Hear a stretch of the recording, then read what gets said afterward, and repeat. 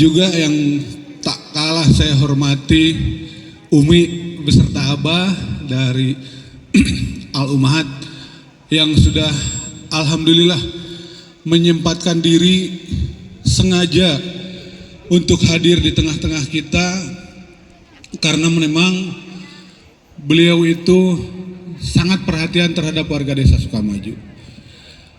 Bapak Ibu yang saya hormati, sedikit saya membaca kilas balik dari berdirinya jembatan ini.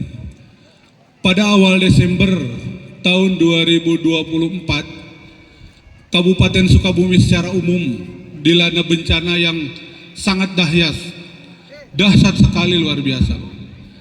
Termasuk salah satunya adalah Desa Sukamaju, di mana Desa Sukamaju ini ada dua hal penting yang terjadi melanda Desa Sukamaju. Yang pertama adalah banjir, yang kedua adalah pergerakan tanah. Secara kebetulan bahwa pergerakan tanah itu terjadi di atas sana, kebetulan masih masuk di kedusunan ini, kedusunan Cikadaka. Banjir, alhamdulillah kalau korban jiwa tidak ada, tapi kalau menghanyutkan rumah itu 8 rumah, 1 masjid, 1 majelis taklim, dan 2 warung. Kemudian infrastruktur, hampir di semua sektor kita semua hancur. Dari mulai jembatan itu ada 4. Yang pertama, yang ini hari ini sudah selesai kita bangun, alhamdulillah. Yang kedua di hilirnya, yang ketiga masih di hilirnya jembatan gantung, yang keempat yang terakhir jembatan gantung juga. Jadi kesimpulannya ada 2 jembatan gantung dan 2 jembatan permanen, jembatan besi. Saking dahsyatnya banjir, Umi, jembatan kita itu besinya saja hilang. Padahal itu panjangnya 14 meter, bah. Bukan pendek, 14 meter. Besinya pun sampai hilang. Saking gedenya itu air yang menerjang ke kita. Kemudian infrastruktur lain, jalan. Beberapa titik longsor, beberapa titik putus.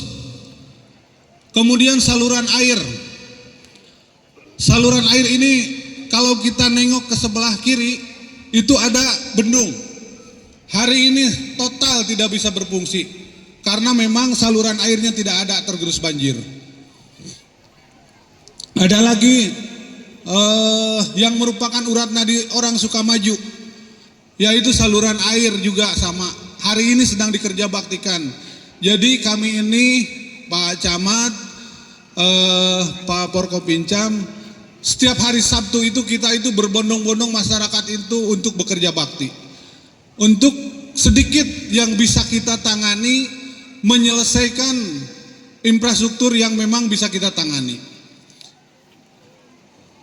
Itu. Dan perlu saya sampaikan juga, rumah yang terbawa banjir dan dampak daripada pergerakan tanah, 106 rumah hari ini dinyatakan harus direlokasi, bah. 106 rumah, bukan sedikit.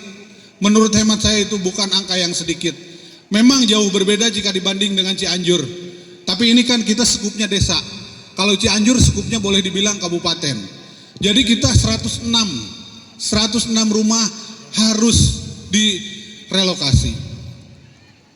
Alhamdulillah hari ini sudah ada tahap pengusulan, bahkan mungkin sudah masuk ke zona persiapan untuk memulai gitu.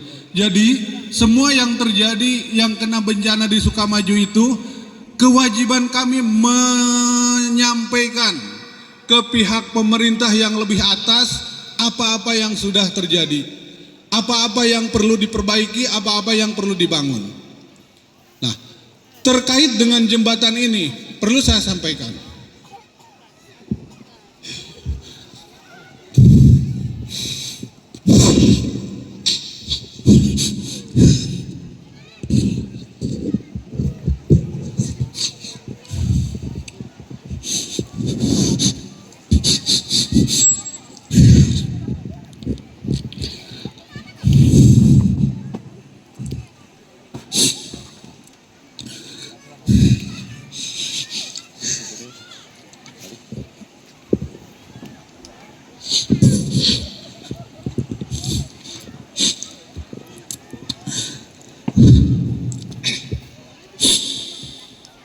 Perlu saya sampaikan,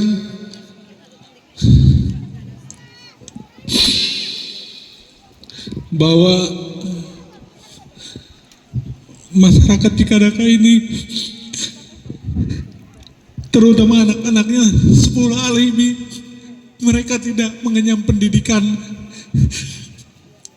karena memang tidak ada akses jalan yang bisa ditempuh. Sementara air begitu besar,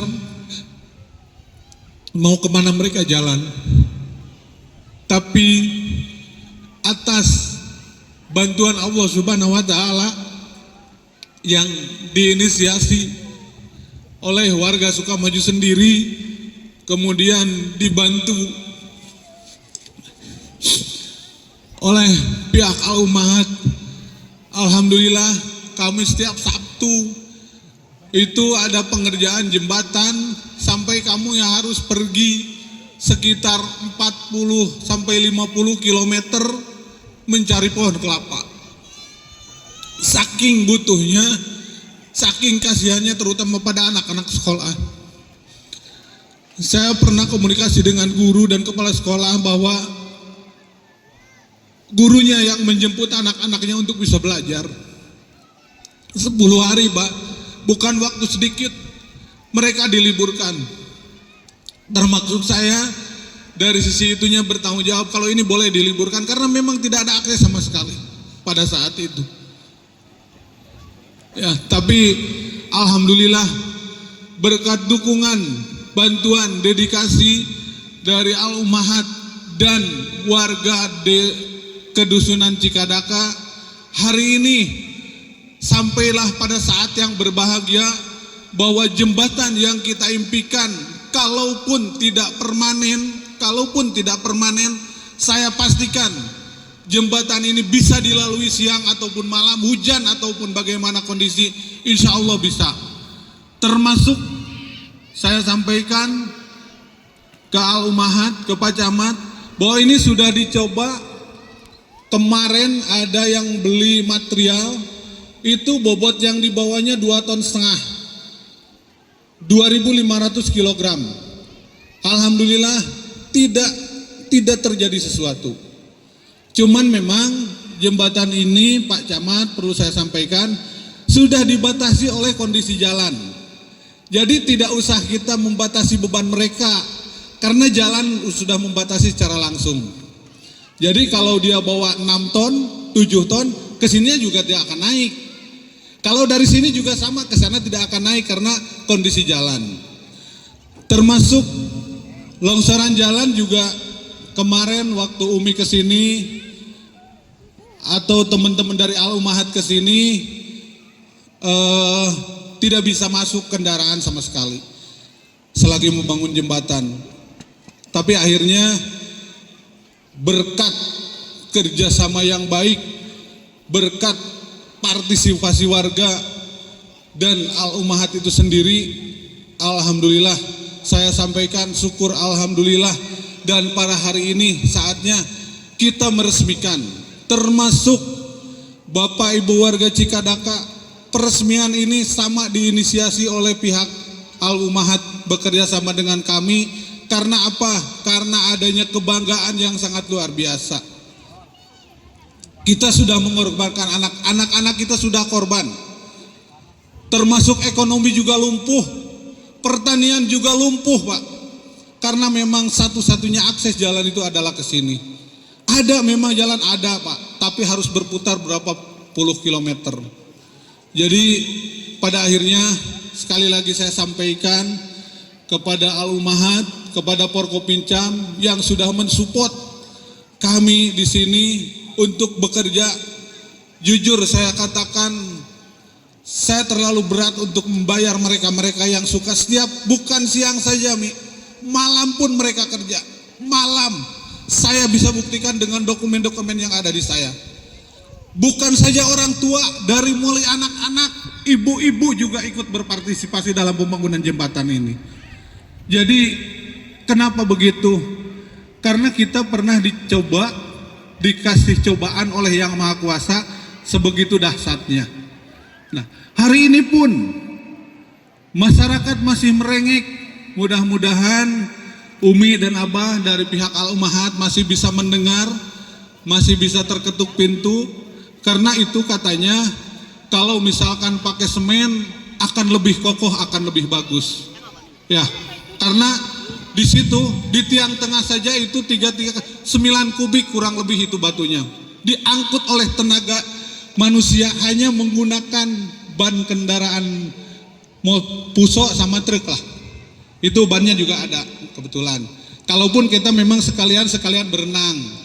Hanya kebetulan hari ini airnya lumayan keruh karena lagi ada kerja bakti di atasnya. Begitu. Kemudian tadi sudah sampaikan bahwa yang rusak itu termasuk fasilitas lain, sarana air bersih. Ini sarana air bersih sama sekali hari ini tidak ada. Hancur, terbawa oleh banjir. Semuanya. Kalau tidak salah ada 5 titik yang hancur. Saya belum pernah laporkan secara detail karena memang situasi lah. Terus perlu juga saya sampaikan khusus ke Al-Ummahat yang dalam ini yayasan yang sangat peduli dengan kepentingan umat, bahwa kalau kita mengajukan ke pihak pemerintah itu bisa sampai 3 tahun. Bisa dibayangkan 3 tahun. Kemarin di Musrenbang muncul Pak Camat ya, itu bisa sampai 3 tahun. Mending kalau kita dapat tahun pertama, mungkin tahun ini bisa dibangun. Kalau kita dapatnya tahun ketiga, mungkin setelah saya habis nanti baru bisa dibangun. Makanya sekali lagi saya sampaikan terima kasih yang sebesar-besarnya kepada Umi dan Abah, juga Bang Adi, Bang Jimmy, Bang Andes dan yang lainnya, tidak perlu saya sebut satu persatu, yang sudah berdedikasi, yang sudah meninggalkan keluarganya demi kepentingan umat di desa kami. Mungkin sedikit yang saya sampaikan, mudah-mudahan ada manfaatnya. Mohon maaf atas segala kekurangannya. Billahi taufiq wal hidayah. Assalamualaikum warahmatullahi wabarakatuh.